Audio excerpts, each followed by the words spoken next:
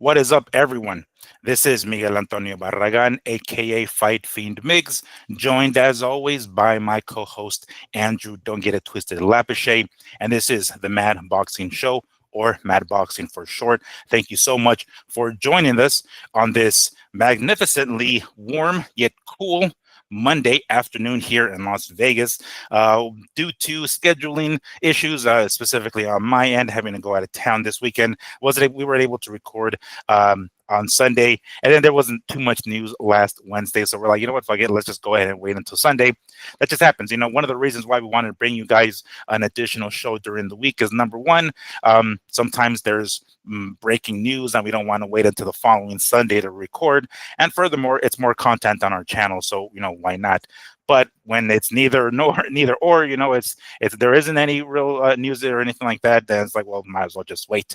But on top of that, of course, this weekend I did have to go out of town. I went down to sunny Southern California for one of my BFF's birthdays. I have been traveling every weekend in the month of October, either Mexico or California. So it has been quite a busy October for me. And then a whole bunch of different weather, of course, all over the damn place. But might have one more trip at least planned for the next couple of months, but nothing that is going to interfere with our shows. So I'm back home, thankfully, nice and safe after driving around like a motherfucker. But we are here and ready to record in the show because there is plenty to talk about. In addition to this lovely weather change, we're getting to the point where it's starting to cool down a little bit. I'm not needing my sunshade as much. Still do though. Still a little toasty here in my room, but nothing too bad. But we are going to talk about quite a few things here. Number one, the news today, a very historic rematch. Last week, we were talking about Canelo Crawford, or I should say Crawford Canelo rematch. This week, we got ourselves another possible rematch in the works, so we're going to be talking about that. No spoilers, of course. And then, briefly going over this weekend's heavyweight interim WBO title fight, or whatever the fuck it was, with Fabio Wardley and Jojo Parker. Definitely going to be talking about that briefly, at least. I know the heavyweight division here in the U.S. isn't exactly popping, so it's not a lot of news. But over there in the U.K., it's a big deal.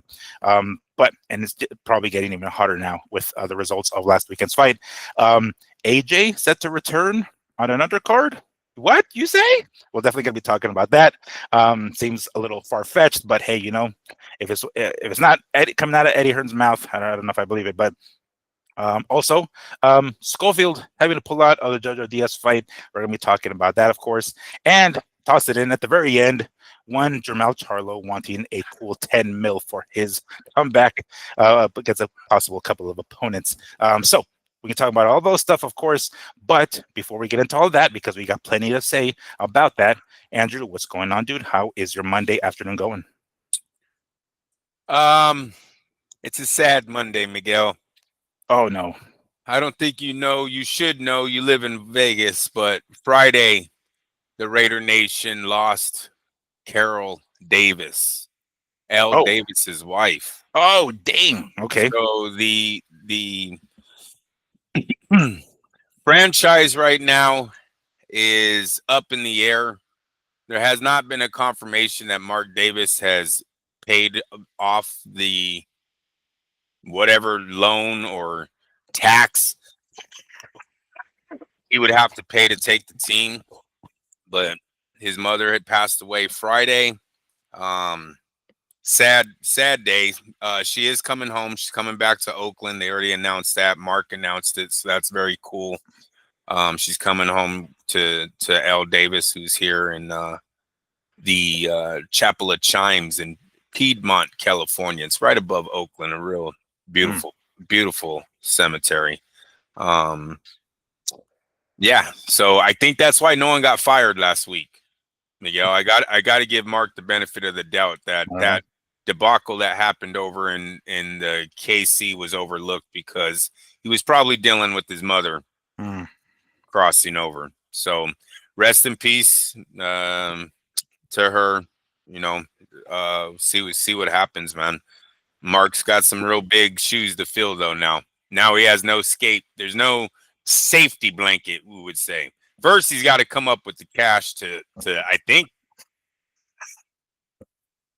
take control of this team. I want to say it was 60 million. There used to be Oh. stories back in the, and this guy gets no money like that. Like he's got a certain amount of money he gets from the team, and he's got a lot of debt. Mm. You know, that's why they said he was trying to make the quick sale to Tom Brady. That franchise, you know, the piece of the franchise, that little sale he did with Tom was to try to create some kind of cash flow for this when it was, you know, he knew it was happening. Obviously, I believe that his mother was 93 years old. So obviously this was you know, coming.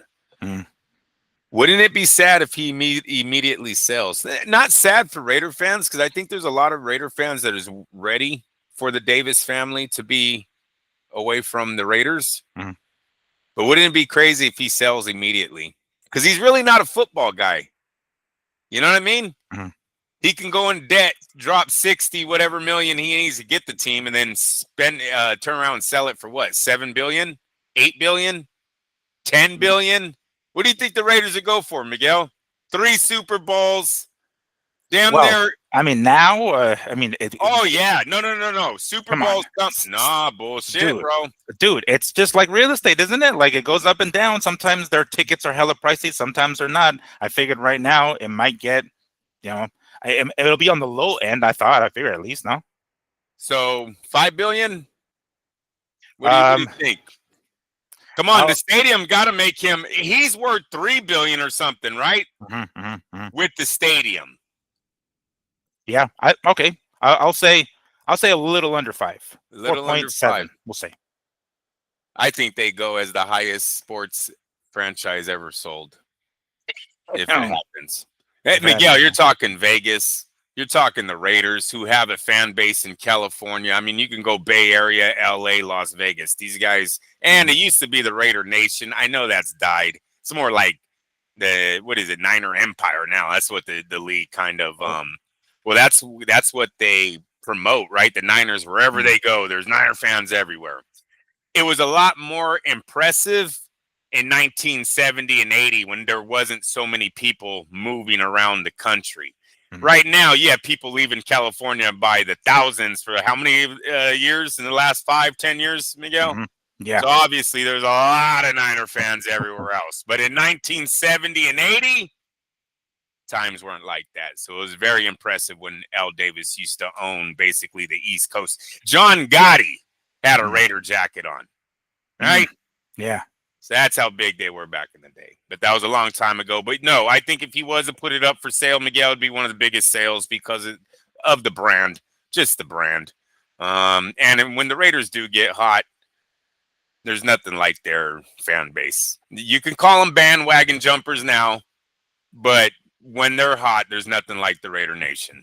They come out from everywhere. They support heavy. So I think it would be a big sale, and I'm really interested in seeing where he's going to go from here. But that's it from Raiderland. We had a bye, so we didn't lose. So everything was good.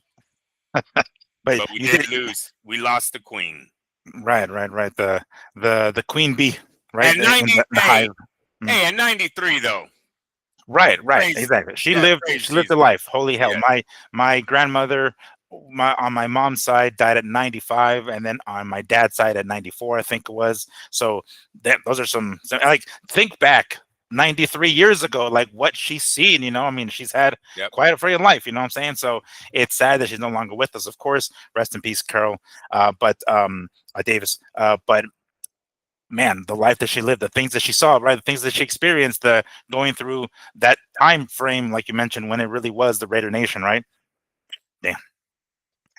And they did have a bye week, although I did see that funny meme that I sent you that they lost in the bye week. Shut up, Miguel. They lost to the bye week 34-3. Nah, when I saw that, I was like, oh gosh, these guys.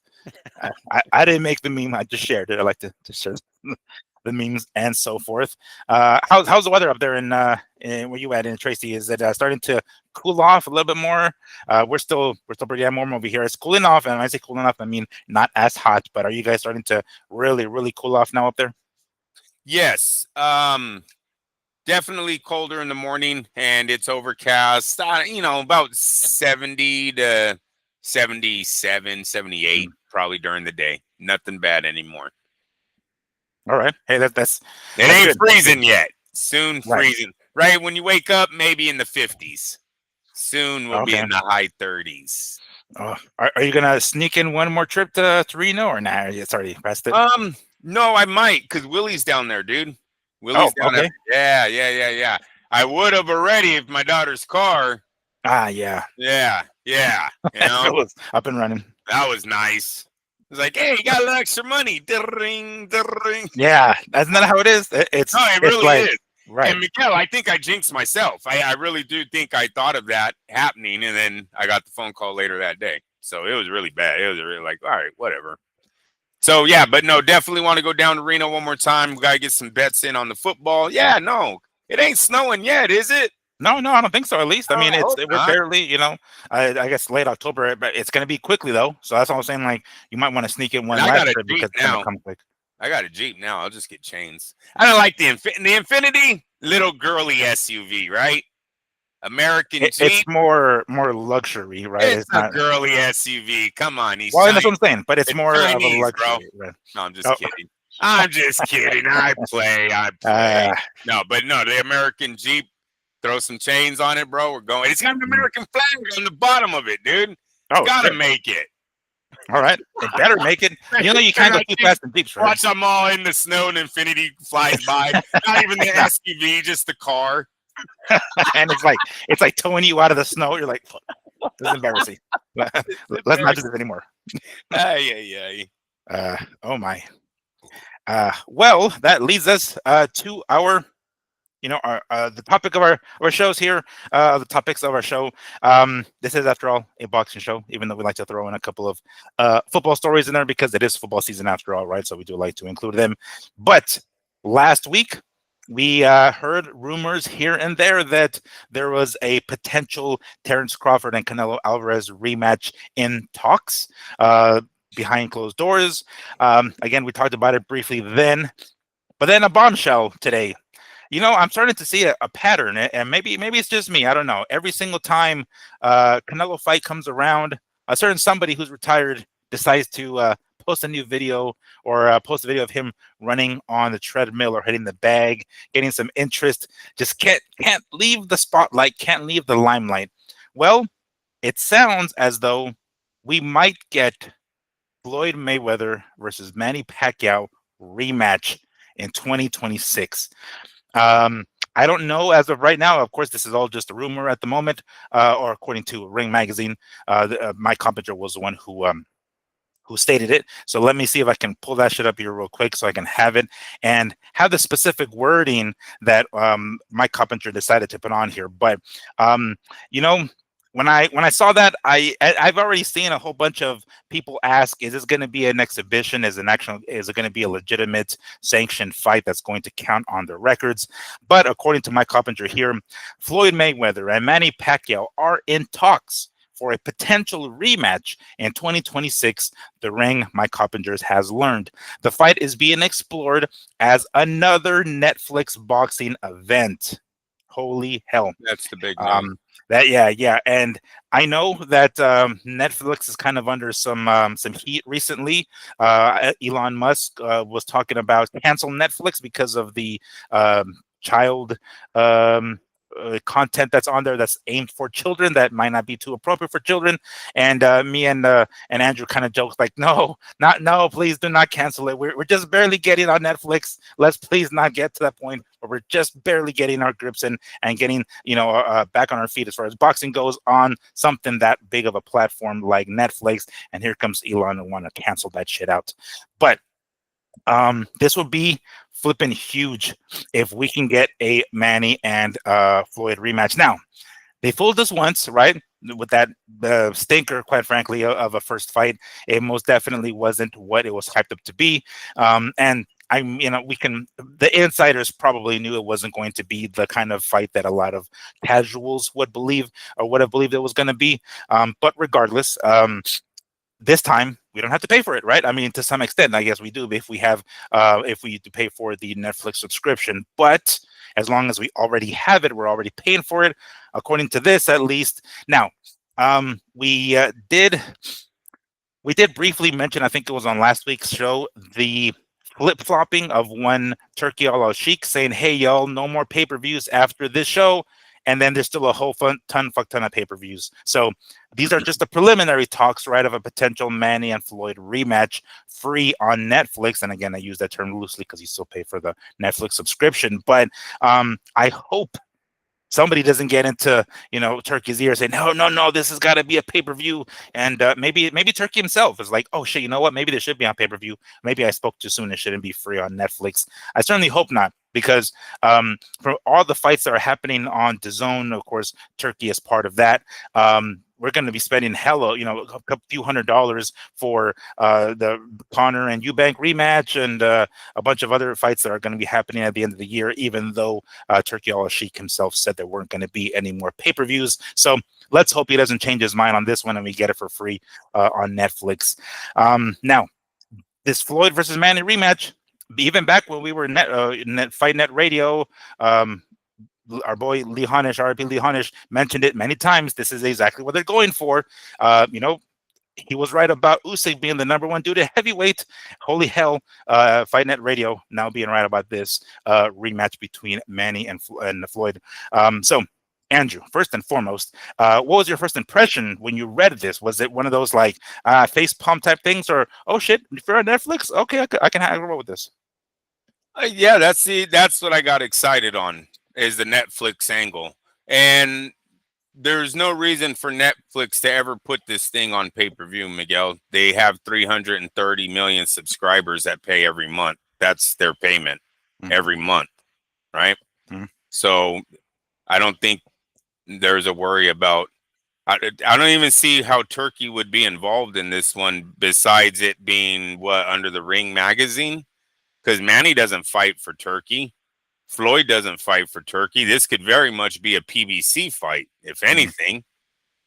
That's a good point, because this is just to clarify, it's the Ring magazine that's reporting this. So whether they're involved at all with this fight is another story, of course. So thank you for clarifying that. Yeah, because I'm thinking more PBC. Both of those guys fought with them, and then Netflix, I see them having their own money. They get their views a whole different way. Now, I know DAZN's a platform too, but DAZN's nowhere near the size of Netflix. I'm sure if DAZN had 330 million subscribers every month paying their dues, they wouldn't have as many pay-per-views. You know what I mean? So it's just all good news. And I say that, listen, these guys are fighting, 26... What is it going to be? They fought in 15? Yeah, May 2nd. We're looking at 11 years later. It's probably one of the biggest gaps we've ever been through. Right now, that's me talking off top of my head, but 11 years seems like a real big gap for a rematch. Not the third fight. A rematch this significant, at least, yeah. Not the third fight, not the fourth fight, but a rematch. So 11 years later, come on. But it's for free, Miguel. And I only say that because everyone's already people were buying Netflix a long time ago. They didn't do it for boxing. But it's a great addition to Netflix streaming because it's getting a lot of views. Look, Jake Paul's going to set this thing off. Me, personally, what I believe the talks are, what are you guys offering? That's the talks. Once Netflix goes, oh shit, we'll give you 500 million for that fight. We'll give you 300 million, maybe 300 million for that fight. Because they gave Canelo or did Turkey give them that. See, we don't know what the deal is between Netflix and Turkey, how much they paid for that fight. But let's say Floyd and them get 300 million for it, right? And then Floyd and Manny have to sit down at a table and discuss percentages and who's getting what. So I don't think they're not talking until Netflix is talking. So and thank you for correcting that as far as like PBC, this being more of a PBC thing. But on that note, we've seen PBC go the pay-per-view route instead of their free shows on Amazon Prime or something like that, right? So do you think maybe if there is some sort of flip that it's primarily because it's PBC, because PBC, granted they're doing fewer and fewer shows, but very few of them are free on Amazon Prime. If they wouldn't do it on Amazon Prime, you think they would actually do it on Netflix, or you think they will eventually flop and say, okay, now fuck this, we're BBC, we do pay-per-view, so our thing is pay-per-view? Wouldn't it be more of a reason or more of a possibility, considering they are BBC and they generally don't do free shows? Yeah, I'm just going off of what the ring says here. We can't make up news that isn't out there, right? I guess you're talking in hypothetical. Yes, you would immediately go pay-per-view if Netflix doesn't give you the price you're looking for. But I think Netflix would be crazy to pass on this fight. We've seen what boxing can do on their platform. Jake Paul and Mike Tyson is not Manny versus Floyd 2 on a Saturday night. It's just not. Floyd's return is going to bring 20 million eyeballs, right? Just that, just him coming back, bro. And then you add in Manny's side and all the casual fans that used to watch Manny.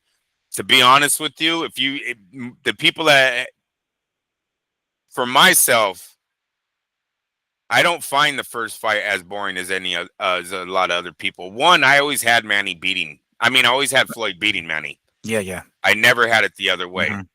So everything that happened that night, that was like 8 or 6 years, 8 years, whatever it took these guys to get in the fucking ring, of me going, told you so. Yeah. So with that being said, I thought Manny did land some good shots in that fight, man. He hurt Floyd. Yeah.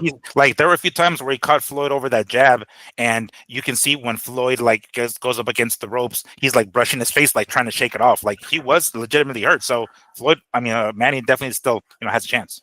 Yeah, if he's slow, Floyd's slower. Manny's been more active. It all could it could be a great fight. It really could. I'm in. If it's on Netflix, I'm telling you right now, they charge me $89. I'm streaming this fucking thing and not looking back. I guarantee you, if they try to charge me $89 on pay-per-view, I will stream this fucking fight. I will not pay for it. Not 11 years later. No. But if I get to just sit on my couch on a Saturday and turn on Netflix, I'm in. Now, just hypothetically, of course, if they do go the pay-per-view route, I don't think it's gonna be no $89. I think they're gonna be like $100 or some fucking crazy shit. Like, I suspect they might go that route, because this is pretty monumental. Even though, and for the record, like, I did think that fight was pretty boring, but I figured Floyd was gonna win anyway, because Floyd, he did what he did. He landed the straight right. He clinched whenever Manny got too close, and he was able to nullify him. By that point, Manny, or what was the issue? Manny's shoulder or something like that. So I suspect that if they do go the pay-per-view route, it's going to be pretty pricey. And what does that mean? More often than not, the undercard is going to be pretty garbage. So I don't think there's going to be too many big names on the undercard when they're spending that much on, and I say they, I mean, Netflix most likely, on the main it's event. going to be a pay-per-view. And you know what? PBC can't go pay-per-view. Floyd is not coming back on, all right, let's just see what it makes. Okay. Well, but if there's a guarantee, like, let's say it maybe Netflix pay-per-view. No. All right. Why would Netflix guarantee anything on a pay-per-view buy? HBO never did. They might guarantee you a percentage of the pay-per-view that you make. But I guarantee you, when that pot comes up, HBO took their side first, and then they gave whatever percentages to the fighters, and so be it. But there is no guaranteed money on a pay-per-view bout from Netflix, not in my opinion. And no, hell no, Miguel. There's no way Al Heyman's in any kind of position to be like, I guarantee you 80 million and you 20 million. Go ahead and rack me up for 100 million. Not anymore. Not anymore. Yeah, and probably not for a long time. No, he has been for a long time, I guess. Right, bro. I mean, you're talking. Listen, maybe they come back 20,000 though. Are they spending 20,000 a seat for this? Ooh. I mean, after again, and when I say the fight was pretty boring, I think for the generals, for the general public, for the casuals, right, the ones who paid that kind of money. After that stinker, I don't think they're gonna be paying no 20,000 for no fucking tickets. 20,000? I doubt they're gonna do that shit. Yeah, so no, I gotta say this. There's no way Al Heyman does this on his own. He would have to reach out to Turkey, and then yeah, maybe that whole pay-per-view thing comes in if him and Turkey decide to get involved in this. But really, if I'm Floyd, I don't know. If I'm Floyd, I wouldn't make a serious run at boxing. I'd make a serious run at Netflix, and that would be to do Manny Pacquiao in like a Jake Paul fight. I know it sounds gay as shit. You know, we don't want to say that in boxing, but I'm just talking about Floyd and getting viewership money. And that would be him versus Jake at the end on Netflix. Excuse me. So Yeah, that's where I'm looking at with Floyd. I mean, Jake Paul beats Gervonta Davis. Floyd beats Manny. I don't know if there's a fighter. Terrence Crawford even in that. I don't know if there's a fight bigger than that one. No, I don't think so. I don't think there is. I mean, Jesus Christ! That made me sick to my stomach. It made you throw up in your mouth a little bit. Like, we're gonna cut that back. We're gonna cut that out. We'll just leave it blank. We'll say it, but you won't hear it. What the fuck? There isn't though, right? It ain't gonna be Boots. No, hell no. Hell no. It's not gonna be. The only one that could possibly do it would be Terrence. But dude, I'm telling you right now, if Jake Paul gets another 100 million views, he's gonna have 200 million fucking views this year, Miguel. Game over. Yeah, no doubt. There's no way. I mean, Terrence would be. I mean, we'd be pretty generous to think that Terrence would even get close to those kind of numbers. No, not at all. Damn. Oh man, that's the direction we're going here. All right. Well, let's stick with Manny and Floyd. Do we think? I guess what are you leaning towards if you've had any time to think about it? Is it going to be an exhibition, or do you think it's going to be a legitimate sanctioned bout that's going to count on the records? If Mike Tyson and Jake Paul can do a sanctioned bout, I bet you better believe that Floyd Mayweather. It's not that they can or can't. It's will they? Would they? Well, Manny's fighting for titles, bro. So I don't really see. I know he's done exhibitions too, but I don't see them making a whole shit ton of money. Miguel, the only way this thing makes money is if it's the real deal, right? I don't see a movie stars going to go watch an exhibition in MGM Grand for 20 grand a ringside seat, bro. He's not that. He's not Ali, right? They don't watch him shadow box. Not anymore. Maybe at one time, but not anymore. So no, I think this has to be real. And it should be. Manny just had a great professional fight, and Floyd's the undefeated last pound for pound king. Like, or I don't know if he's that never passed the torch. Then yeah, you know what I mean? Like he comes back, he fights. That's all there is to it. And I know Floyd's got the confidence. You know he has the confidence he's gonna beat him again. Doesn't mean he is. Not saying that I'm going Floyd. That was my next question. Yeah. At this age, 11 years later or whatever, who do you think? I mean, these are just preliminary talks, but who do you think takes it this time? Do we see? Was it revenge or repeat? It could possibly be revenge. I might be leaning towards Manny on this one because not only has Floyd stood out of the ring, but he's been doing some bullshit training. Bullshit. We've all seen the videos. That ain't Floyd of old. That's Floyd just getting by, getting $1 million check, fighting some scrub in some other country. You know, come on. I mean, his dad ain't been with them for years. His uncle, rest in peace, ain't been with them for years. Matter of fact, I think his team didn't his right-hand dude even left him. Who is he training now? Wasn't he training the big guy? The big kid used to be. He went to the Olympics with them. Yeah, they were both in the Olympics together, and he ended up sticking with Floyd for just on his team. And I don't even think he's around anymore. So I mean, like seriously, this guy isn't getting no serious training. And Manny's fighting for titles. Manny's, you know. So do you think he's coming back to sell the O? Like, do you think that's what it is? Absolutely. Fuck yeah. No, absolutely. Someone sat his ass down and was like, dude, the path that we're on, you're looking at 10, 15 years being flat fucking broke.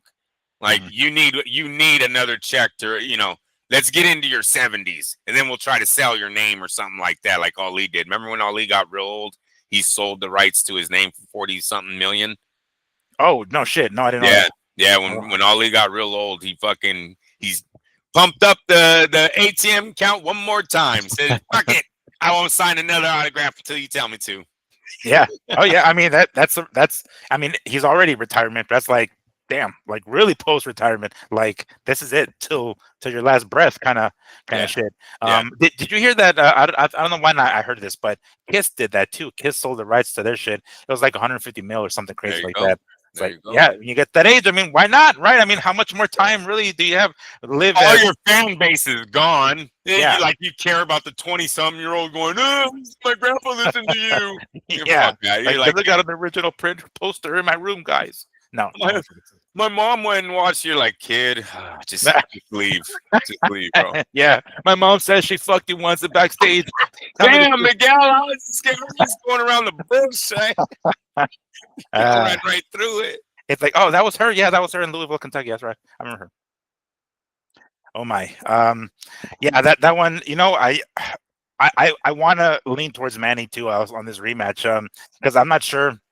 I mean, granted, Floyd has taken far less shots than, but I think maybe it's just the hunger isn't there. You really hit the nail on the head. Manny's trying to get belts. Manny's trying to get titles. He's trying to still make some sort of legacy or history, I should say. He's already made it. He's already got his legacy. He's already got history, but he's trying to add to it, really. So he's out there with hunger still. I mean, I don't know his money situation, but we've seen bigger empires fall. So maybe Manny's in a similar situation for all we know. He never robbed the bank either, Miguel. Manny always took on hard opponents because he loved the sport and he loved testing himself. We're on the other end. We've seen a guy who loved getting the advantages, loved telling us he's robbing the bank, and reflexes. Come on. 11 years later, we think that step back, the pull back is all going to be there. It's all going to be the same. The shoulder roll. Come on. The reflexes. Manny just punch, Manny. All you got to do is keep punching. And what is often said, oftentimes the fighter, the power is the last thing that leaves a fighter. If you can catch a slower, we've talked about the speed and the reaction time, right? As you get older, on top of the fact that you're getting punched, but as you get older, of course, it's going to slow down. It can slow down just enough for Manny to catch him. I bet you he'll look like Roger Mayweather and not Floyd Mayweather that night. Tell you that. Oh man, me and Junior just watched Roger and Chavez. He watched one not too long ago, but we watched number 2 the other day. Yeah. Oh, gotcha. Yeah. Well, Saturday afternoon. The first one was a short one, right? The short one, 3 whatever rounds or what I think it was, and then the second one was it the cramps or whatever he was trying to claim the stomach cramps or some shit. Yeah. Those cramps that came at the due to those body shots that landed in him. That's why he got him. And we're looking at early 2026. Do you think they'll try to maybe snatch the Cinco de Mayo weekend in early 2026, or will they have the fight sooner, maybe February or some shit? Because if they're gonna wait until early, first quarter, or actually say second quarter, because May is the second quarter of 2026, I wouldn't be surprised if they'll try to steal away or not steal, but at least compete for that Cinco de Mayo weekend. I don't know if Canelo's fighting even that weekend or who he'll be fighting then, but seems plausible that they might want to snatch that date. No, it matters what they're looking at for the year. I don't really know. I don't know what benefits them. Back in the day, Floyd did that to like pick at De La Hoya first, right. And then I think it was Canelo, right? But like in today, I don't know if it benefits Floyd to wait all the way until May. No, like at least bragging rights, be like, yeah, look, I'm being gone this long. I'll come back for one fight, and I still beat you guys at your own fucking game for your own date. Because Floyd has got a pretty big ass ego. We know this. Who is gonna take it? It's not gonna be Canelo. No, yeah, I don't know. You know what I mean? Like, I don't even know if we have a Mexican that fills that date right now. I mean, so that's where. Floyd could just a nitpick on all of us, I guess, like, haha, but I I don't think it benefits them getting it on that date, financially at least. All right, all right. Well, that's the news that we heard today, according to Mike Coppinger. We'll see as things unfold, and I know it's going to be probably some time before we hear about it again, because if we're talking about first quarter of 2026, we are still looking at 3 months from now or something like that, or roughly a little under 3 months. But all right, looks like we might get Floyd and Manny rematch, and according to Andrew and the show, we'll say it's going to be a legitimate fight, and chances are it's not going to be no fucking Miguel, exhibition. Yeah. can we say that Floyd Tyson got no hits, and Floyd was like, "All right, I gotta up the game." Yeah. Is it time? They're like, "It's time, Floyd. It's time. You gotta sell the O, man. Just go back, champ." I'm trying to be like the trainer on Creed, on Apollo Creed. Remember they're Yeah. always doing it. Yeah. Mm, try to hype him up. I Yeah. can imagine, like, you ever see that funny clip where like that chubby black kid is like, I don't know, it's like these kids playing around. He's on one knee and he's like, "Go home and get the gun. And go home and get the like what like, right? That's Floyd. Like, fuck. All right, call Manny. Call Manny. That's I right. gotta call him right now. It's like, we got no hits on this Tyson fight. It's like, what? Like, get the phone. Call Manny. Go call Manny. They're done with the exhibitions, champ. Yeah, it's like, we robbed the bank there too, champ. Fuck it. Time to call up Manny. Call up Jinky. See where the fuck his wife's name is. All right. Well, this weekend there was some controversy with this heavyweight bout that took place on pay-per-view, his own pay-per-view. Fabio Wardley taking on Joseph Parker. Now, Wardley came away with the decision. I believe it was TKO 11th round, ref stoppage. Pretty questionable, I gotta say, pretty questionable. I watched the fight. The unofficial scorecard had Joseph Parker winning by a couple of rounds, 2, I believe it was at that point, maybe 3. I don't remember the specifics, but I too, on my imaginary scorecard, had Joe Parker winning. I think he was doing enough, right? And he was actually, I believe, midway into the fight, the favorite. This was the live odds, I believe, and Wardley gets hit. They're really making an effort to make Wardley the next hot shit, the next big thing, and his story of his very, very little amateur experience, more of like club fighter type thing, turning pro very quickly, and getting to the heights that he's gotten to with his power and whatever. Maybe Deontay Wilder-esque, with how, and again, Wilder did make it to the Olympics, mind you, but very, very little experience got him there. Similar with Wardley here, it got him to the ranks that he's at now with very little experience. So they're really making a big deal. I mean, what's his name? Frampton on the mic ringside was like, they're gonna make a movie about him. I want to say it was Carl Frampton who mentioned it. It's like, they're gonna make a movie about this guy. Like, they're really hyping him up. It's like, what the fuck? Relax, yo. He looks pretty average. He did good. I'm not gonna say he didn't, but the stoppage was very questionable. I was surprised that a lot of these ringside commentators, or anybody else for that matter, didn't jump on it immediately. They were all, again, they were, I believe, in the UK, if I'm not mistaken, earlier in the day. I saw it here live later on, but it was pretty obvious that they wanted Wardley to win, right? And I want to say even that referee has been criticized for bad stoppages or bad calls before this fight too, in other bouts. None could come to mind immediately now, but the one of the commentators mentioned the referee's name and said, "Oh gosh, this guy again." Kind of like low key, like, "Oh fuck," they know it. So we're not hearing a major outcry from a lot of people because, frankly, they kind of wanted Wardley to win anyway. And my heart goes out to Joseph Parker, man. He, wins. He beats Zhang and Bacoli and fucking Wilder, and he's like, damn, this dude is having this resurgence after nearly being done with boxing after getting bit by the brown recluse several years ago. And he's at this point at the cusp of maybe getting a shot at the championship, right? The unified or undisputed champion, Usyk.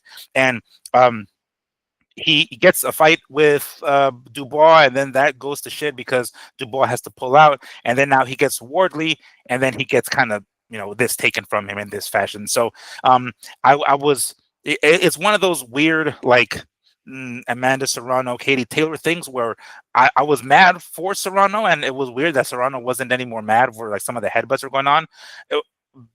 Parker seemed okay with it. He seemed pretty content in the rings, just kind of like, like, all right, and then he kind of clapped, I think, a little bit when they announced the winners. Like, dude, where's your corner? Like, where the fuck is your corner? Be like, hey, what the fuck, yo? Like, that's some bullshit. Hell no, or maybe, I don't know. Even though they won't get it, at least yell out rematch, rematch, we want a rematch or something. You won't get it, of course, but at least there's that look that we're like, yeah, exactly. That's how pissed you should be, because that's how pissed I am. Very, very controversial. Andrew, you saw some highlights of it. You've read of people's comments and on Instagram posts and Facebook posts here, but you saw the highlights of it and the ending. Of course, what was your impression of that stoppage? Fast, yes. It didn't look. It looked like Parker was very much under his feet still. He was on the ropes. He was hurt, but he was weathering the storm. It did not look like Wardley was getting the best of him when that ref jumped in there. Look, he's 20-0-19, and nobody wanted Parker to get another title shot in the building. That's all it is. No, yeah. That's all it is. He deserved his title shot, 2 fights ago? Mm-hmm. And they kept stringing him off. So, I mean, you got to expect a quick stoppage like this. You got to, I mean, look, we'll put this in another category of it just happened to go the way that Turkey Ali Sheik wanted it to. Mm. Right? Mm-hmm. Didn't want to give the guy a title shot, quick stoppage in his next fight against the undefeated kid, too. Mm-hmm. So, but sloppy fight. They weren't the best. These guys aren't beating Usyk. Best thing Wardley's got is he catches Usyk with one of those shots and hurts him. But overall, I mean, no, it's not Usyk like as far as skill. It's not Tyson Fury, right? He's 20-0-19 against a bunch of scrubs, and he got one shot at a former heavyweight champ. Was losing on the scorecards when the ref stepped in and stopped it while the guy was standing up. So there's not a lot going on for Wardley. We've seen the UK fighters get pumped up before. Anthony Joshua being one of them. At least he had Klitschko, but like seriously, we've seen this shit before from the UK where they act like these guys are going to come over here and just dominate, and they don't dominate. They're actually not that good of fighters. So I expect Wardley to be in that same category, and I'm going strictly off of record. I mean, he has a shit record right now. It's a good power record, but when you break his record down, there's hella scrubs on that thing. He's barely coming up through the ranks, and this was his first big fight that he was gifted a TKO victory while behind on the scorecards. So I don't have a bright future, but I do agree with you. I did not like the post-fight press conference of Joseph Parker. Kind of looked like he was in line with what had happened in the ring. Now, it was a heavy fight. These guys were going back and forth. They were trading bombs. So it could be that Parker got hurt so many times. Maybe he thought he was losing too, Miguel. You never know. Like, they were hitting each other pretty hard. He might have been dizzy and was like, I don't even remember the third round, the fifth round. And they're like, all right. So he didn't have a great big eruption of anger because he knew he was taking some hard hits in there too. Could be. Yeah. He did say, I would like a rematch. Mm. Don't think Turkey's giving him the rematch, though. Didn't even want you in the first place. Yeah, right. Won some fights. People didn't think you were going to win. Turkey probably didn't want you to win. And then, we had this opportunity against Wardley. He's all, next time, stop him. Yeah. Tired of him winning. Yeah, exactly. That referee is like, who's that ref that has bad calls? Yeah, bring him in. That guy. There was a brief eruption from Parker when the referee stepped in. He kind of used his forearm elbow to kind of push him off. It's like, hey, like what the fuck? I'm doing fine. Then after that, he seemed to just concede to it and pretty much was pretty calm. Now, does this mean that they're going to throw Wardley at Usyk next? I sure as fuck hope not, because it's not going to go very well for him. He's got pop. I'm not going to say he doesn't have pop, but if he comes in as sloppy as he does, we're gonna see another Dubois ass whooping. Like, Oh yeah, he's gonna get one of those schoolings. So I Miguel. don't think it's really. Miguel, I promise you, some of these punches won't even land on you sick. They're not. Mhm. These are wild thrown blows, man. And like I said, Parker wasn't even losing the fight. There's some heavy shots in there, but you guys said he was winning on the unofficial scorecards. Mhm. So, or not the unofficial. Yeah, the Yeah. official. They were the official scorecards. Oh, I didn't see the official scorecards, but it was like whomever the viewer was. Man. Yeah, that I don't know. We have to look at the official scorecards, bro. You think they'll actually? Oh yeah, and then they say TKO. Right where the round ends, they just write in TKO, but the card should have been released. All right, let me see if I can find it here. Scorecards. 1 day ago, full scorecards released. Okay, cool. Yeah, perfect. There you go. Let's see what I can find here. Come on, Wardley, give us something, buddy. After the 10th round, Wardley had a mountain to climb on 2 of the judges' scorecards, which read 98-92 and 96-94. Oh, that's bullshit. You know what? That stoppage is straight bullshit. Damn. That's fucked One was closer, of course, but they didn't show the third. 96-92 is not close. No. The other one, the 96-94. That one's one. Oh, yeah. 98-92. That one was holy shit. That one was not right. But I don't know.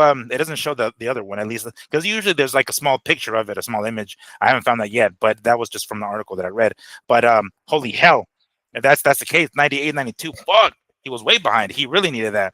Because the unofficial one, which I don't know who it was, I think it might be something. He really needed what? Parker to stumble a little.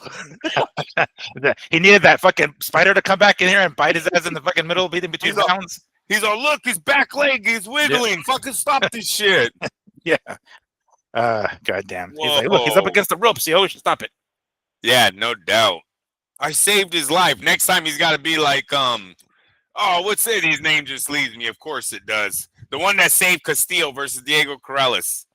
Oh, Tony Weeks. Tony Weeks. You gotta be like Tony. You gotta act like you're holding him up and waving it off. And you gotta bring him stool. Bring a stool. And the fighter's like, what the fuck, bro? I'm like, right here, dude. He's doing that Richard Steele, like remove the mouthpiece while he's still standing, like just spit it out. That shit. It's okay, son. It's okay. Like, what the fuck are you talking about? Yeah. Gosh, Parker is like, who did you have money on this fight, didn't you, son of a bitch? What round? You're in shock. You don't know it. Oh my lord. But yes, that was pretty bullshit. You know, again, I hope they don't go immediately to an Usyk. I mean, I don't even know if that's what Usyk wants at this point, but they throw enough money at Usyk, of course he's going to do it, right? He already said no to Moses, name I can never pronounce. He already said no to that guy. So I guess, Wardley, seeing that sloppy as maybe. If Turkey was, I don't want to say smart. He's not giving us credentials. So does it matter if we talk good about these guys anymore? No, right? They already said no credentials for anyone, right? TKO's new thing is they don't give out credentials. The Ring magazine will be the only guys that are getting credentialed under these people. Correction. I think it's going to be ringside credentials. So I think they will give them, but way the fuck those like sweet Skype where the hell are there. So they won't be ringside. They will still get credentials, as I understood that article. Listen, people, you are not going to get your room. You are not going to get fed. You are not going to have anything to do during the week. Get out of here. Hey, Miguel, there's no reason. Listen, we're doing this to just give you guys fucking entertainment right now. That's what we were told. We were told they're not fucking with media anymore. So if this guy's going to be throwing the biggest fights, this is what we expect. And I'm telling you, all the little fights, they're not going to spoil us like when we went to the fucking big ones out in Vegas, right? We didn't give you a hot dog, a voucher to go get some fucking nachos and a soda. Hey, thanks for all that hard work you did. Did you pay to come out here? Did you pay to get that shit online? Did you pay to promote this fight? Here's some nachos. The fuck? Yeah. That pissed me off. And whatever. They're gonna learn real fast. They'll learn real fast how the power of the media. You need the media to back some of these fights, man. This shit is Well, not. I think they're going to go with their own media. It's similar to the UFC. They're going to be some people that they're going to allow because they give them softball questions. Point in question or point in here that I'm going to make. This last weekend, there was a UFC card in Abu Dhabi or somewhere over there in the Middle East. And the co main event was a vacant women's title fight. One chick is Brazilian, and Mackenzie Dern, her name is, and everybody goes crazy for this chick because she's a very attractive young lady, and she goes on the scale wearing these like very revealing,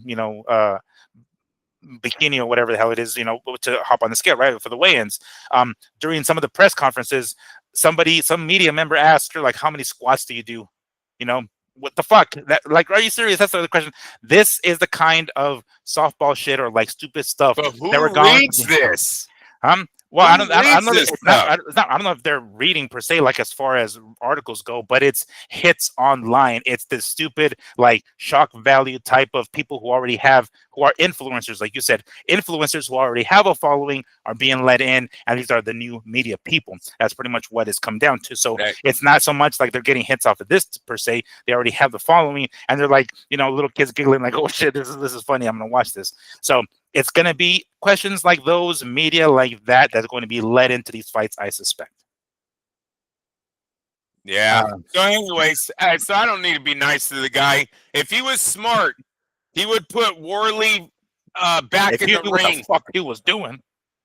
Hey, I know they got money, but that's all because of oil. Mm. Um, if he knew what he was doing, he would put Wardley back in the ring with Parker. Parker needs to prove. I mean, Wardley needs to prove himself before you give him what, a $5 million payday for what? You're not going to make $5 million back. This kid isn't. I don't think he sells tickets right now in the UK. He's not Anthony Joshua. He might be trying to be. They might be trying to build his story up to be that, but he's not that today. So why rush him? I say you put him back in the ring with Parker, and if Parker's winning at the end, stop the fight again. Right.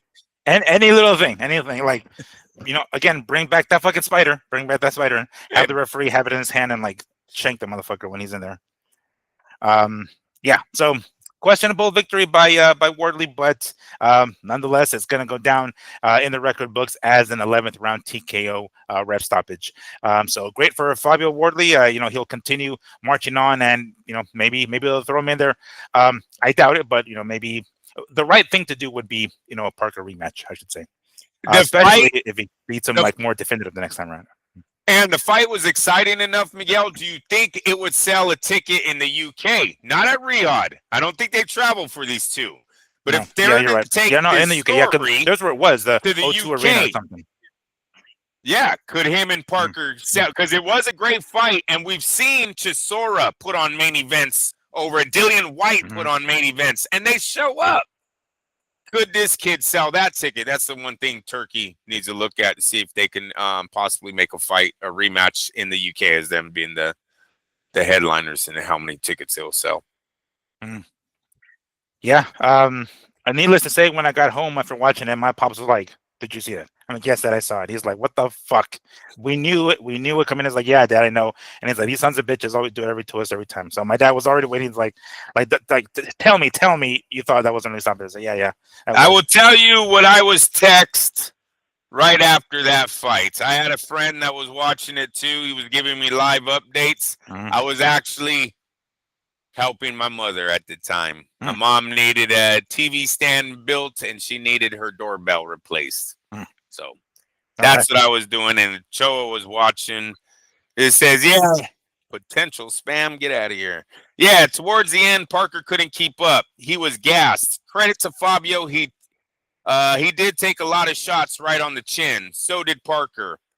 He took some serious shots as well and kept going. Halfway through the 11th, Parker was trading punches, but Fabio raining down punches, and the ref stopped it. I don't know if I go with the raining down, but all right. Well, they were thrown. Whether they landed is another story. We're giving my boy another friend's point of view. This is his point of view. Right. My bad. As soon as they interviewed Fabio, he initially called out "You sick." Was a mega fight. Well, there you go. So he had Parker gassed. You don't really hear anything about it being out. He's not outraged. He's not mad. So there's another point of view. Who knows? Yeah. Maybe that's why. Maybe that's why Parker isn't mad. We got two guys that aren't mad. Parker and my friend Ochoa. Right. They too had it, under a little. What was? I don't even know what the hell time it was. 10.5 or 10.5 rounds. Was it even 10.5 rounds? I don't know. But the referee was like, "Oh shit, we're approaching that." Oh yeah, stoppage. Motherfucker. It wasn't. It wasn't. Did not look nice. No, and the funny thing is, I was thinking this to myself as soon as because Parker was hurt, he was stunned, but he was still there. He was bobbing and weaving. Every second or third punch would land, but it wouldn't even land that flush. He was Wardley was throwing a lot, but he was missing quite a bit too. And literally after he hurt Parker, I thought, okay, Wardley's going to blow his wad right now, and he's going to stop, and he's going to rest, and then here comes Parker. So literally, as Wardley stopped to rest, the referee fucking steps in. It's like, wait, give him a chance. No, dude, he just blew his wad right now. He's going to need a few, 30, 40 seconds or whatever to recoup, and this is where Parker is going to come back at least and throw something back. The referee didn't even give him the chance. Call the FBI. Yeah, exactly. FBI must investigate boxing now. Everyone else is going down, Miguel. Yeah, right. Yeah, it's like call NBA real quick. Like NBA, you guys have FBI number? Yeah, just text it to me, please. We gotta hit him up. I did read there will be a boxer involved in the poker game. So I'm picking Adrian Broner. You want to know why? Because of his crooked dice that he did play, the loaded dice or whatever the fuck it was that he was. Who was he with? 50 Cent or who the hell was it? I don't remember who the hell. I could have swore it was an NBA guy. Oh, that's right. That's right. You're right. Yeah, it was NBA. Yeah. He's already in the circle, my man. Oh, this guy. How many millions did they take from AB? AB's like, motherfucker. He had an X-ray. They all had their sunglasses on. Right. Everybody at the table had sunglasses on, so you can't even tell that it was because of that. They all wear sunglasses, bro. And when I mean they, I'm talking about young guys. Fuck you guys. I'm talking about young dudes back in the day. Even I did, but I didn't do it indoor. I couldn't. I tried, Miguel. I tried to be cool. Everyone was doing the cool sunglasses, doing the casino thing, right? And walking to the fight. Fuck, they can't see, bro. Yeah. It's too dark. I don't know how some of you guys do it in the club. It's fucking... That's very impressive how you can see through all those people with those glasses on. But either way, oh, poor AB. I wonder how much money they took. I don't think it was Floyd. Floyd don't even look like a poker guy. No. He really doesn't. No, he does like to gamble, but not on that at least. I think, fights, horse races, stuff like that. Adrian Broner, definitely. They were like, you want to hang out with the big guys? He was all over that, bro. Oh, yeah. All over that. That's most likely. I mean, at this point, just... put that nail in the coffin for Broner, because this is the last straw for him. I don't think there's any more of this, but I suspect that's a very good one. I think it's going to be Broner too.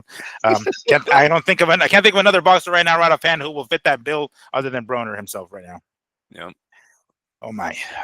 So we did briefly mention this next fighter when we're talking about Wardley and what they're trying to get him to. AJ. Anthony Joshua. Does AJ have a nickname? He doesn't have a nickname, does he? Right? They don't call him AJ. He says AJ. Oh, but they don't call him like the Bronze Bomber or something like that, right? No, that shit. I don't think he lasted long enough, Miguel. No, I really don't. Might have been two title defenses. not even the coach in the damn, in the corner. Oh. Not even that. Shit. How many different coaches? Oh, maybe he didn't last long enough with the coach because that fucker's bouncing from coach to coach, right? Trainer That's to trainer. Right. Maybe that's what it is. And he had a late start to boxing. He's 18, right? When he gets in, goes right to the Olympics and comes out and goes pro. So you're probably right. He never even stood long enough with one guy to get an actual nickname. Damn. I mean, maybe his good buddy Eddie Hearn will give him a nickname, because according to Eddie Hearn, Anthony Joshua could return as early as December 2025, so in a few months, in either Stockton or Riyadh. Let me go ahead and read this post here. Eddie Hearn has advised that there is a 50-50 chance that Anthony Joshua returns before the end of the year. The idea is for Anthony Joshua to return on an undercard, not even a main event, undercard, in a tune-up fight in preparation for a big fight the first quarter of 2026. Shows being considered are December 13th in Stockton, California, and December 27th in Riyadh, Saudi Arabia. Now, if the December 13th date in Stockton, California sounds familiar to any degree, yes, that fight or that card, there is going to be a card there headlined by one Diego Pacheco on that card there. So, wow, we're going to get a former heavyweight champion potentially on the undercard of a rising star or potential star in Diego Pacheco. Seems a little unlikely. I would probably lean towards more maybe the December 27th card. Now, right offhand, I don't have the calendar, the boxing calendar in front of me, so I'm not sure if there's a December 27th card. I believe the next one, major one, the Ring Magazine or Ring 4 with Benavides and Yard and Norman and Haney is in November. So I think that one's in November. I'm not sure which specific card will be this one, this 27th one right offhand, but I do remember the 13th of December in Stockton being the Diego Pacheco card. That seems a little strange. I don't think he'd be down for that. He'd be in AJ. I'm not sure if he has much of a choice at this point, but Andrew, you did bring up a very good point in this particular potential date. But first impression, when you read this, what was the first thing that came to mind when you read possibly Anthony Joshua on an undercard and in the Stockton card on December 13th? When I read it was in Stockton, I laughed out loud and told Christina, if this happens, I quit the show. Boxing has hit an all-time low if Anthony Joshua is in Stockton, California on December 13th. Hey, much love to Stockton. Love it. If you guys get them, great. But oh, how the mighty have fallen. Mm-hmm. You were talking about one of the worst cities in America. It's like ranked top 5, bro. Yes, it is. And crime, in education, in like homelessness and yeah, across the board, bro. Like no way. There's no Joshua would probably he would have to shed a tear driving in a limousine from the airport into Stockton. There's not even an airport, I don't think, in Stockton, bro. He's probably coming from somewhere else, has to drive in and just seeing the campers and the tents and the crime and what the fuck, Eddie? Eddie's like, that's all I got. Is you on the undercard of he's so stupid. Gabe, what is it? Gabe Flores and Diego Pacheco, bro. That's all I got for you. No way. This is bullshit. No. He's doing it. Is Diego Pacheco a Eddie Hearn fighter? Yes, matchroom. He's matchroom. That is the only reason why they said that then. There's no fucking way. Like I said, hey, I've only done this twice, dude. I told you guys I would quit if Floyd Mayweather lost to Arturo Gatti. I remember saying it. Oh, shit. Really? Oh, yeah. That fight was garbage, bro. Like, get the fuck out of here. Floyd Mayweather was going to wipe the fucking floor with Gotti's face, and he absolutely did. Was that his second fight at 140? Or because he fought DeMarcus Corley, I think at 140, and when I saw that, I was like, oh shit, 140, we're talking about somebody, and not no knock on DeMarcus, but Gaddy's the kind of brawler dude who will fucking throw down. I thought he was gonna put up a much better fight than he ultimately did, but I mean, if that's that's Arturo Gaddy for you, but wow, really? So you said that, huh? This was what, 2006? I guess it was. Yeah. And now I'm telling you again in 2025, if Anthony Joshua's name is in fucking Stockton, California, that's it, Miguel. You got to find another co-host, bro. Fucking done. So I just looked up the December 27th card in Riyadh, and that is Inoue versus David Picasso, super bantamweights. Or I'm sorry, junior, well, same thing, junior featherweight, whatever, but 122s. So yeah, that one, okay. What would be a bigger slap in the face for Anthony Joshua? Going to fucking Stockton or going to, Saudi Arabia fighting on the undercard of 122 pounders? No, in a way, it makes way more sense. The Japanese fan base might really want to see Anthony Joshua. That could be big money with him on the co-main. If he's still, if they consider him still a world-class fighter, that's going to be huge. No, not being racist. They had loved Mike Tyson. They love the other dude. Who was the big guy that used to fight in the MMA? He went over there and fought hella times. He Oh was. yes, I Bob can't Sapp. think. Bob Sapp. Bob Sapp. Thank you, Yeah, Miguel. Good yeah. knowledge, bro. Bob Sapp was huge over there. Like they like That's they true. They're like like they're small people, so when they see a big motherfucker like that, I mean, granted Tyson wasn't huge, but when they see big dudes big. like that, Yep. dude, they fucking love that freak show shit. Yep. And Joshua's Mm. 6'5", looks like a. What did Oscar call him? A goddess? Damn, Oscar, what the fuck, bro? Uh, yes. Ugh. I wish I wouldn't have said it. I wish I just had a soundbite of Oscar saying it. Oh, that's going to be the next step, the next evolution in our show. We're going to have sound bites here. We're gonna have random stuff here, like just any random. I have a little soundboard on my phone. I should probably load up some stuff on there. I have like Greta Thunberg, like "How dare you?" I have that one just there. But this would have been a good one. I'm gonna look up that Oscar quote just because. Yeah. So definitely that looks like the direction they would be headed is Inoue. And that's a great card. Yeah, Joshua and Inoue is a great card. Those are two. It's a great co-main event to an Inoue fight. So that one seems more likely, right? More so than a co-main event on Diego Pacheco and Stockton. I mean, wouldn't that look? You said you were going to probably try to make it to that fight. Wouldn't it be some shit if you got there and you're like, holy fuck?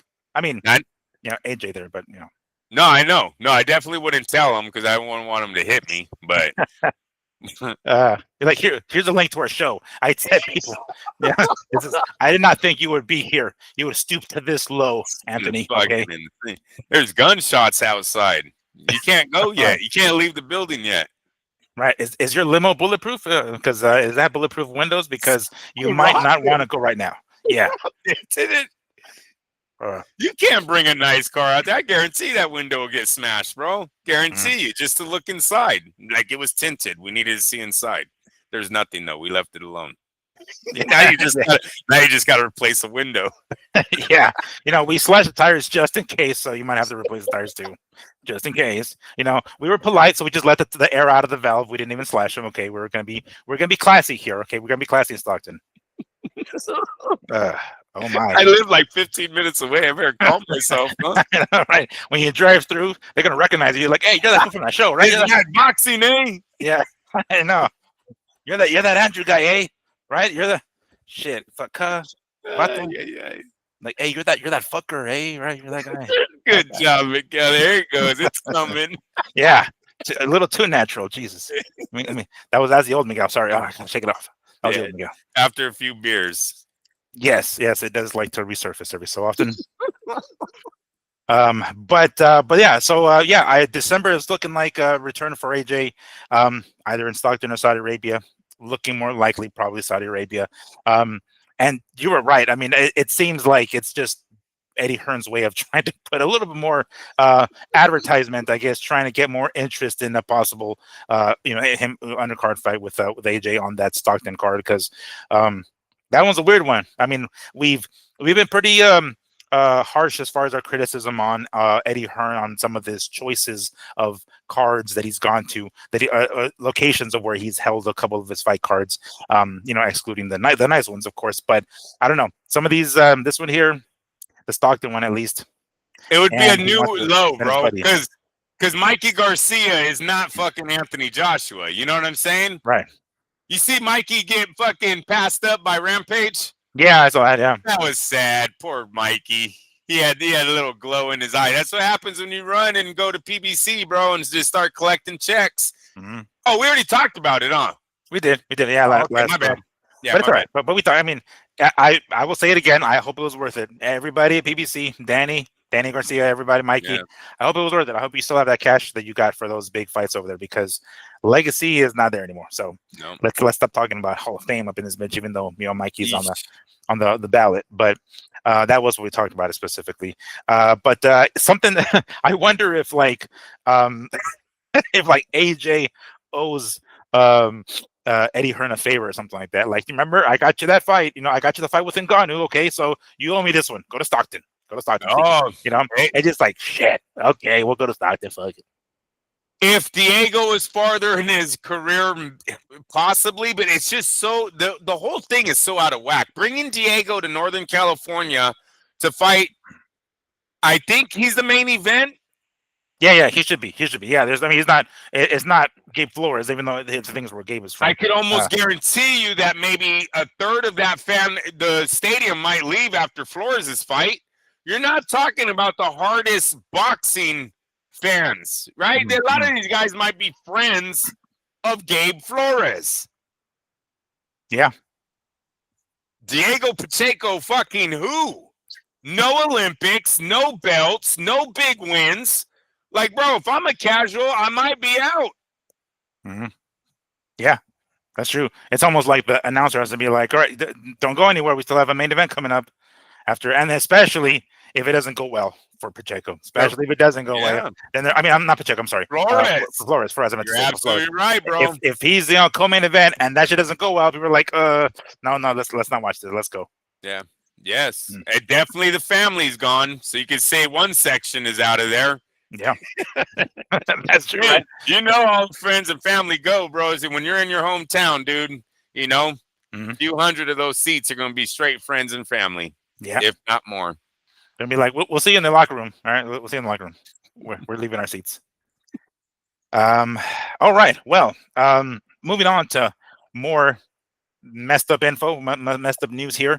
One Floyd Schofield has been forced to withdraw from his October, or actually, I'm sorry, this is that's when it was first announced, I should say. On October 23rd, Floyd Schofield Jr. sustained a grade 2 sprain to his right wrist, which included minor ligament damage. Following medical evaluation and on the advice of his team, Schofield has been forced to withdraw from his scheduled bout against Jojo Diaz on Saturday, November 8th. So it would have been a few weeks from now. Golden Boy wishes him a full and speedy recovery. Oh, how sweet, Oscar. But yeah, apparently, just a few days ago, Schofield sustained this injury, this sprained right wrist, and it was bad enough to where his team said, "Yeah, not a good idea. Let's not go in there against someone like Jojo.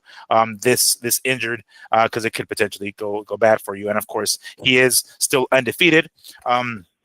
This is, I think, the second fight that he's pulled out of. The first one was against, right offhand, I can remember Shakur Stevenson. That was going to be on that February Riyadh card. That was going to be pretty badass. Unfortunately, it wasn't as badass because this fight had been removed, or at least Schofield had to get pulled. That was different. He was sick or something. It was some sort of illness. It was pretty serious. He was in the hospital. So that was then. This is now. This is the second time he's pulled out of a fight.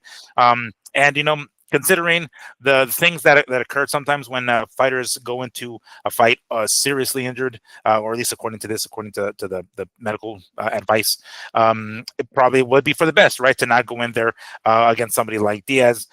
So unfortunately, we're not going to get that fight come in November. We're supposed to have it on November 8th, but sucks. I'm not entirely sure from what I can read here on this post if they're going to put in any sort of substitution, or they're just going to cancel the card altogether. It sounds as though they might just cancel the card altogether. I'm not sure if they're going to find somebody. I mean, they can, of course, but worthy enough to go in there and take Floyd Schofield's position and spot, I should say, in the main event. I'm not sure if they'll do that, or they'll just cancel the card altogether. The way this is saying here, the grade 2 sprain, so it's not a grade 1, right? So it's a little bit more serious than that.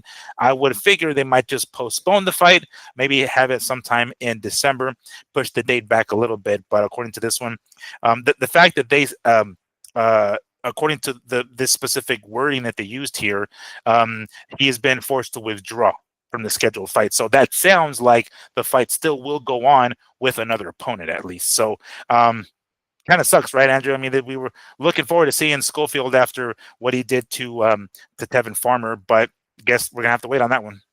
Yeah, and like you, I'm kind of surprised it wasn't postponed and it was just scrapped. It kind of makes me think that they have bigger plans. Maybe the money wasn't right. They got a way out. They used the way out, and they're gonna move on from what's the young man's name? From Jojo? Are we talking about Jojo Diaz? Oh, Yes, okay. Jojo Diaz. My bad.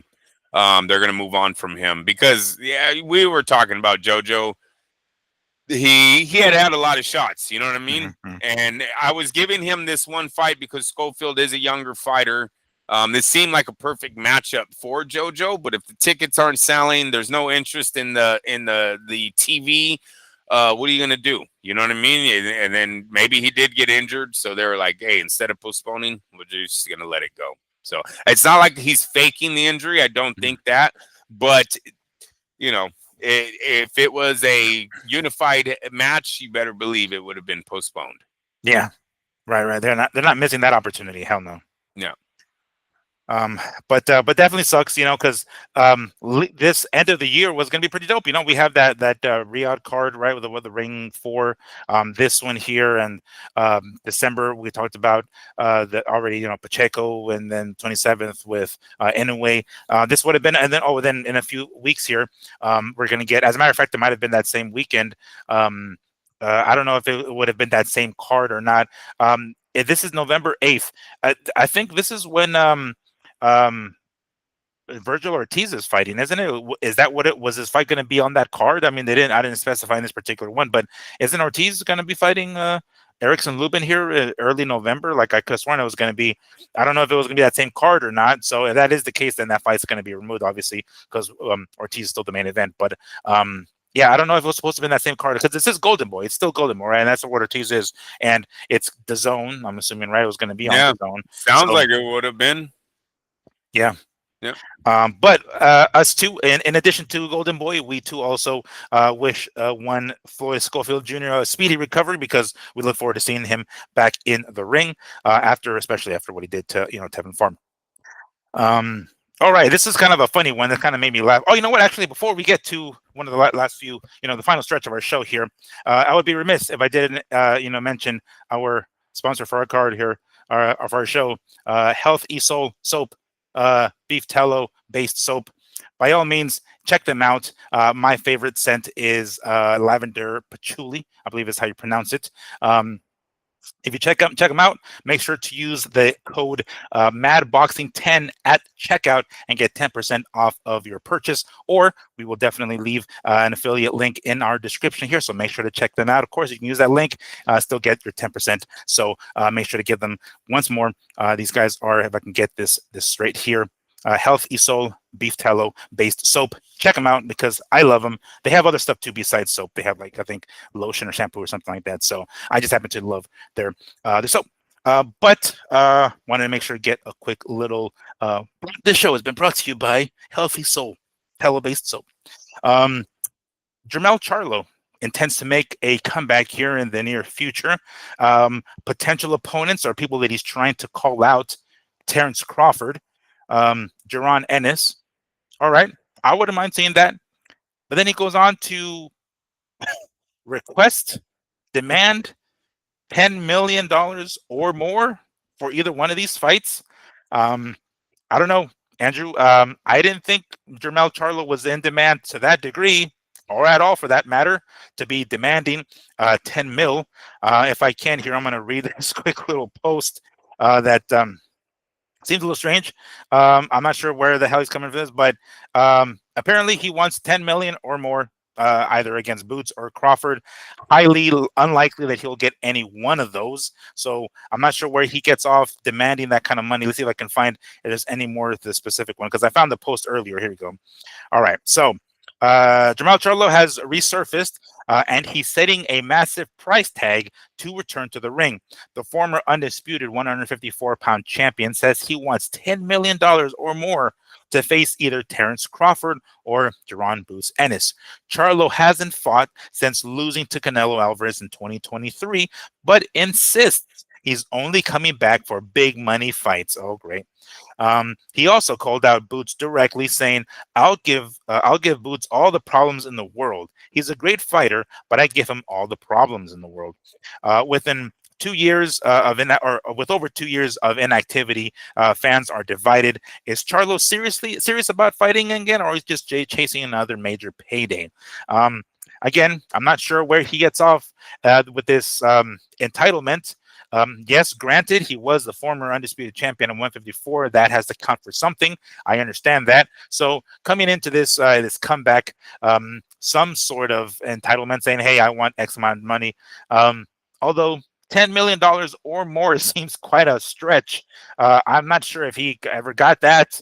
I mean, besides this Canelo fight, I'm not sure how he got it for the Canelo fight, but even as undisputed 154-pound champ, I don't think the motherfucker ever got that amount of money.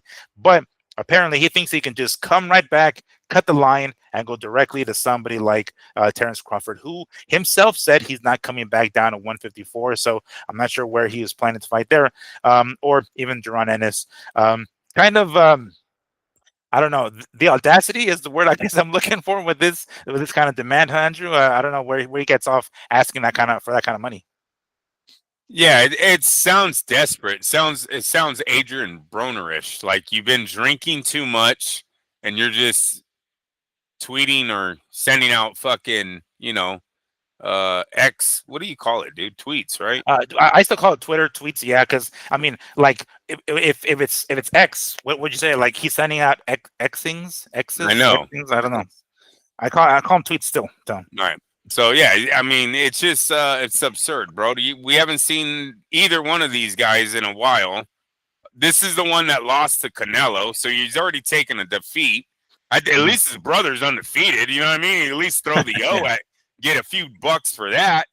And he already had a loss too. This Charlo already had a loss. He lost to Harrison when he lost his belts, and then he got them back in the rematch. So he's already got 2 defeats in this case. 2 defeats. Yeah, 2 defeats. He's not ranked in the top 20 on BoxRec, who's generous on their rankings. No, it's a dead end road. It's a lure to see if there's anyone out there willing to throw him $1 million. Believe me, the guy would sign. Not too much coming down his road right now, and they're only getting older. So really strange post because you kind of eliminate yourself from all the other guys right away, right? There might be a promoter out there that was almost going to work with you until they heard that, and they're like, "Fuck this." Not even going to try if that's the position he's going to come in to negotiating with.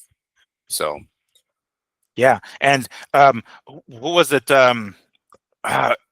His brother was supposed to fight Caleb Plant, and had Caleb Plant defeated Resendiz recently, but unfortunately he lost. So we're not entirely sure where that Charlo is going to land, but he's making moves. It's been a while since he was out of the ring as well, but I don't know. It seems kind of strange. It's very, very desperate. It very just comes out as desperate. Like at this point, I mean, are they no longer with PBC? Aren't they PBC guys still? Like, are they just not getting calls back from Uncle Al anymore?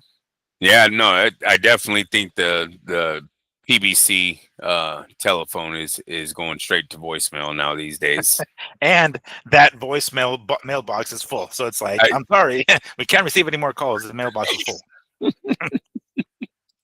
Pretty sure it's L calling them going, "Hey, I got a fight for you," right? He's probably on the phone a lot trying to get these guys fights on other cards now because there's no guaranteed money at PBC anymore. No, definitely not. Especially after they're one of their last major stars in Gervonta Davis going with this circus of a fight with with I guess that's I don't know. I guess that's PBC's like last ditch effort, huh? They're like, damn, we got to make some money somehow. Let's just sell the fuck out. Fuck legitimate boxing. Let's just toss in our only star, Gervonta, against Jake Paul and see if we can make back some of that money that we lost. Well, and I think Gervonta wanted it though too. Remember, you're talking about a young man who hasn't shown a lot of heart in this sport, bro. Yeah. So I wouldn't be surprised if it wasn't Gervonta just asking for a $10 million payday. I really can't see him making more than that. He hasn't generated it. Even his sellouts, right? They're always like under $5 million. It seems like when he does sell out an arena, it's not like they're selling their tickets at a lot of money. So I'm sure it was more of a Tank wanting to cash out than it was Al Heyman wanting him to do it. All right, that makes sense. Because once he gets brave, he has the potential of being a pay-per-view star. Back in those times, not today because pay-per-view is not the same. But I mean, come on, the 1.4 million wasn't a secret. He just has to get brave, right? Maybe that's just too tall of a task to ask of him right now at this point. It's short. His body language sure does seem like it's too tall. I mean, you bring up Shakur, the guy looked fucking rattled. Big time. Right. Yeah. Big time, man. You just want me to lose. What? No, fool. We said, do you want to fight him? What the fuck? Have you ever heard a champion say, you just want me to lose when being challenged? And not a champion. How about a legend, a Hall of Famer, right? Someone who cares about making a legacy in this sport. Never heard him say shit like that. No. And no pun intended when I say that was a tall task because of his height, but no pun intended, I promise. Just one last one here that I thought was kind of funny, but I wanted to throw it in here. Teofimo Lopez went to his Twitter, Instagram, again X, whatever, and decided to let us know that he's going to have an opponent here named very soon. Just know my next opponent is a black fighter. Okay, which one? That's for me to know and for the rest to find out. All right. Hashtag the takeover. And then just a quick caption here. Teo gives us an update on his next opponent. You're hoping for Shakur Stevenson, right? I can't see who else it will be. This is just the content creator, his opinion. I don't think he's rushing in to take this fight. He knows Shakur can beat him. That's, of course, his opinion. But apparently, he felt the need to let us know that the ethnicity, the whatever, skin color of his next opponent for some fucking reason. I'm not sure how he thought that was relevant to any degree, but maybe he's just trying to give us a clue. Maybe it is Shakur, and he's like, hey, y'all, he's from Newark, New Jersey. Could have said that. No, maybe he's a multiple-time champion, multiple division champion. I don't know why he decided to throw in there. I don't know. What's next? He's going to say like, oh, and he's got the hair. He's got the hair. I don't know. There's nothing next. He needs to let this act go. One, Lopez has already been punked on this matter a few times. Yeah. So stop playing the role, dude, because when these guys approach you, then it's all, oh, you're just selling the fight. Oh, please don't. Well, why don't they start talking, man, I'm telling you, I'd make it real personal on Lopez. Believe me, there's a lot you can hit there. From his personal life to his father's relationship to his father's personal life. Like, bro, you are the last one that should be playing any fucking role trying to offend people because you're real offendable right now. Seriously. I'm so over the racist card, especially when you ain't really about that life. And I don't want you to be fucked hard. But when you get punked out there in the fights, in the crowd of other fights, stop it. You ain't that guy. Yeah. Right. When he talks the talk, but then when it comes time to walk the walk, he wilts. It wasn't me. You can get slapped for saying, I know he's a bad dude. Look, let me give him some advice. Shut the fuck up and box. How about that? That's the best advice I could give you. Your fucking mouth stops you from being marketable. It's you. It's not your skills. It's your fucking words that come out of your mouth. Oh, what did I tell my wife? I told my wife a good one this week. I need to stop, think, and process. That's what Lopez needs to do. We need to make him that shirt. We need to go to the next fight whenever the fuck he's fighting again with a shirt that says that. It's like we'll be in the weigh-ins and the crowd like, stop, think, and process. It's not even funny anymore. It really isn't because we've seen what happens when the heat comes towards you over it. And he hasn't stepped in the ring since May of 2025, where he got himself a unanimous decision victory over Arnold Barbosa Jr., which was amazing, which was fantastic. But more of that, please. More of that. Yeah. Less talk, please. Especially less racist talk. It's good to, joking is fun. Bananas, N-word, ER, attack, all that is way too far. Way too far. Yeah, somebody needs to. Who's in his team that can tell him that to like, hey, tone it down. Enough of this. Not everything that you say has to be outside, huh? It's probably already over. No, I think once you get labeled that and you have multiple fucking things online showing that you're that guy, even though you're not, you're just because when you, like I said, when they come at you, then you're not that guy. But I think the what do you call it, the white collar world, don't want nothing to do with him. I don't even like his jokes. No. Oh my. Yeah. Hopefully, Teofimo's watching this, dude. Enough of that, please. Yeah. That'll be the best advice we can give you. whether Or we're looking for advice or not. I'm gonna start. He's not even the American dream when you talk like that. The American dream isn't about being that guy, right? Right. Idiot.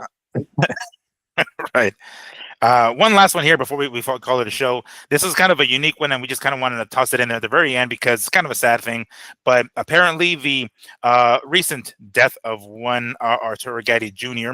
is now being officially labeled as a criminal homicide investigation, or is now under investigation for a possible criminal homicide. So, kind of sucks that this is the direction this is going. But when we hear stuff like this, and it isn't immediately said how somebody passes. Sometimes when it's a car accident or something like that, right, usually they mention it.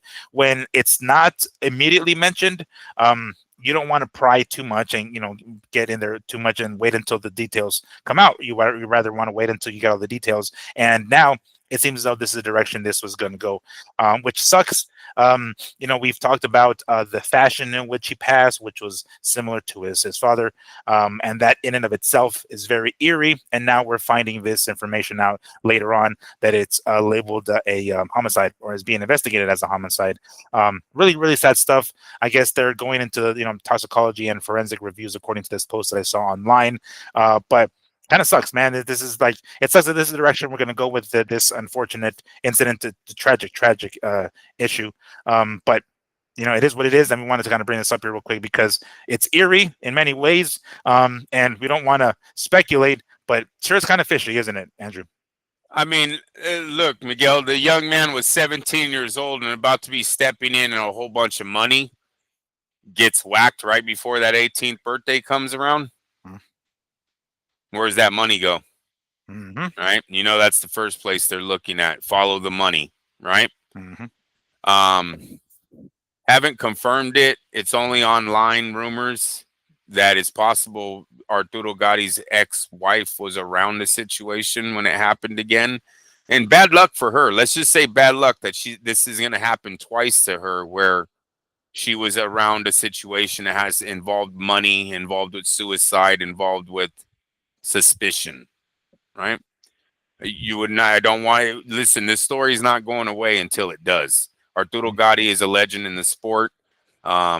His name is on. His son's name is in the news. It's going to be here on Mad Boxing Show because we want to see this out to the end.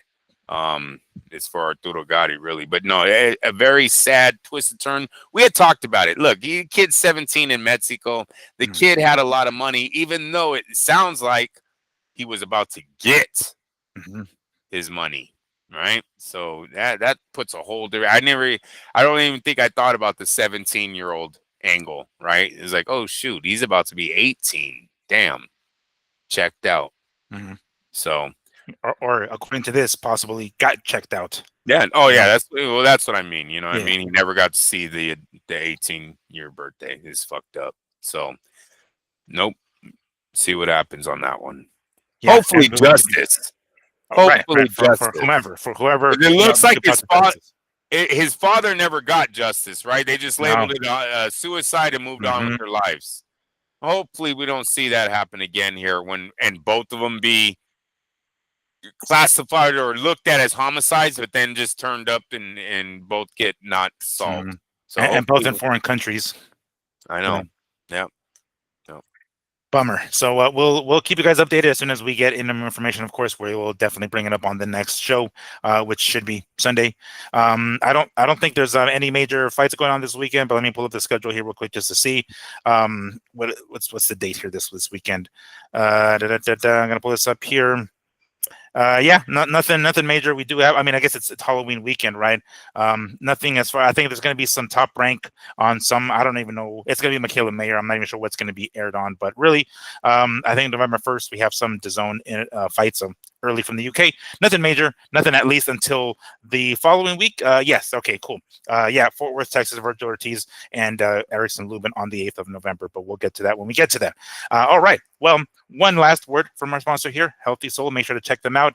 Make sure to check out their website. If you find anything you like, make sure to use the code MADBoxing10 at checkout, or use the affiliate link that we're going to leave in the description of this video. That pretty much does it for us here, unless Andrew has anything else he'd like to toss in here before we call it a show.